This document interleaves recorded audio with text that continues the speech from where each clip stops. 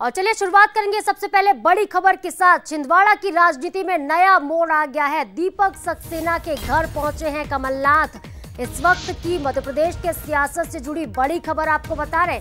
जिले के विधायकों के साथ सक्सेना के घर कमलनाथ पहुंचे हैं और 5 मिनट तक करीब दोनों के बीच बंद कमरे में बातचीत हुई है। तो कमलनाथ और दीपक सक्सेना की ये मुलाकात देखिए बेहद खास है। नवरात्रि से पहले दीपक सक्सेना के बीजेपी में जाने की अटकलें थी। लगातार ऐसा कहा जा रहा था कि अब दीपक सक्सेना बीजेपी ज्वाइन कर लेंगे और इस बीच ये मुलाकात बहुत ज्यादा खास हो जाती है। कमलनाथ खुद पहुंचे दीपक सक्सेना के घर।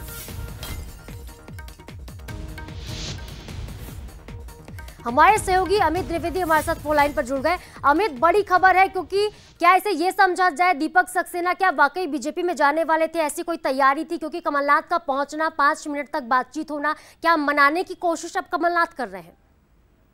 जी, मैं आपको बता दूं कि ये आज फिर एक बड़ी खबर छिंदवाड़ा से निकलकर सामने आई है, जिस पर पूर्व मुख्यमंत्री कमलनाथ जो है वो पूर्व मंत्री दीपक सक्सेना के निवास पहुंचे और अभी की थोड़ी देर पहले की ही ये खबर है। और निवास अचानक पहुंचे हैं, बिना बताए दीपक सक्सेना के निवास वो पहुंचे और अकेले नहीं पहुंचे। उनके साथ छिंदवाड़ा जिले के 5 और विधायक थे जो साथ में गए हैं और बैठे हैं। वहां 5 से 10 मिनट की चर्चा हुई, बंद कमरे में चर्चा हुई है। और इनके पहुंचने से एक बार फिर सियासत जो है वो छिंदवाड़ा जिले की गर्म हो गई है। दीपक सक्सेना जी के बारे में ये खबर अभी चल रही थी कि वो आने वाले कुछ दिनों में भारतीय जनता पार्टी ज्वाइन कर सकते हैं। एक तरह से ये माना जाए कि कमलनाथ जो है वो डैमेज कंट्रोल के लिए लगे हुए हैं। किसी भी तरह से दीपक सक्सेना जो है वो भाजपा का दामन ना थामे, हम ऐसा मान सकते हैं। उन्होंने इस विषय में चर्चा की होगी।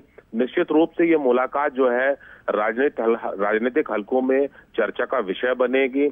मैं आपको बता दूं कि दीपक सक्सेना जो है वो कमलनाथ के बेहद करीबी माने जाते रहे हैं। अचानक दीपक सक्सेना के यहाँ अभी कुछ दिन पूर्व प्रदेश के मुख्यमंत्री डॉक्टर मोहन यादव, प्रदेश अध्यक्ष वी.डी. शर्मा, प्रहलाद पटेल और कैलाश विजयवर्गीय पहुंचे थे, जिसके बाद अचानक दीपक सक्सेना और रौनक कला जो है वो चर्चाओं में आ गया था।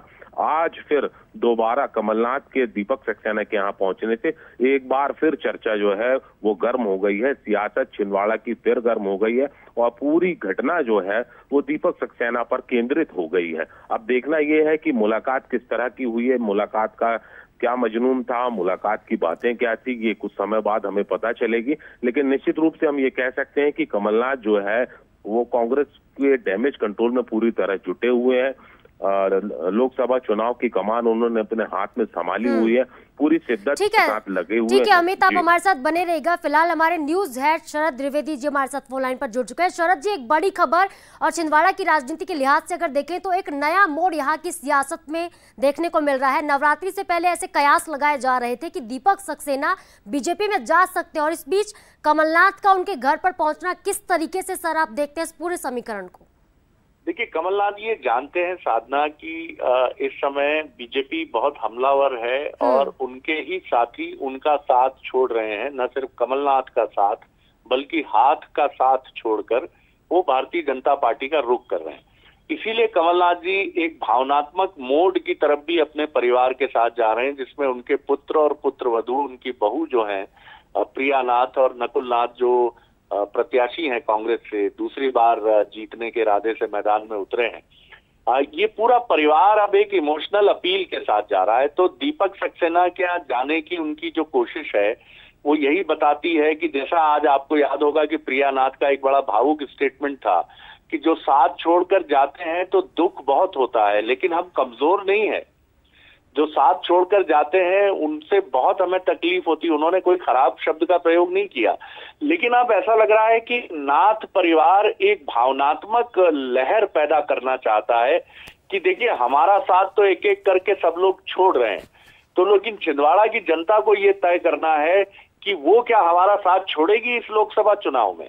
तो ये चुनाव जो है एक भावनात्मक लहर की तरफ बढ़ता हुआ दिख रहा है, जिसमें कमलनाथ जी और उनका पूरा परिवार इसको एक इमोशनल अपील में बदल रहा है। और ये आपने ठीक कहा कि इसकी अटकलें बहुत जोरों पर हैं कि नवरात्रि के पहले दीपक सक्सेना बीजेपी का दामन थाम सकते हैं।